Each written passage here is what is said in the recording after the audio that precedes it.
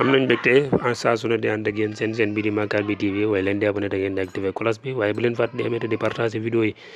mbokk yi bange yi nga xamante ni moo am ci réew mi mel ni ci luy bax amul ruq buy sedd yàlla na ko suñu borom bi seddal yàlla na fi suñu borom bi saxal jàmm ndax lii kat ñun xamewuñ ñu ko jox ñun ambiance rek lañ ñu xamee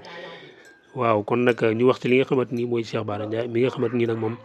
tey dañ koo jàpp fi nga xamante ni mooy ci këram li tax ñu jàpp ko nag ba léegi nii xamaguñ ko waaye Cheikh Bara Ndiaye ku nekk kenn dootu ko présenté fi nga xamante ni mooy Sénégal ndax chroniqueur bu mag la yàgg nañ koo gis fi nga xamante ni mooy Walfadjri waaye yàgg nañ koo gis tamit si li nga xamante ni mooy yenn seen YouTube yi ñu ko fay dalal muy joxe ay xalaat yoo xamante ni daal yu am solo la Cheikh Bara Ndiaye moomee nag tey nag moom la ñu xëy jàpp waaye ba léegi xamaguñ lañ moo waral jàpp gi ndax gis nañ démb mu def benn déclaration ginnaaw bi nga xamante ni ay yëngu-yëngu am na si réew mi di si joxe ay xalaatam waaye tamit nee na si indi li nga xamante ni daal jàpp na ne mooy solution buñ ko defee daal yëngu-yëngu yi nga xamante ni moo am si réew mi yëpp daal dina jeex.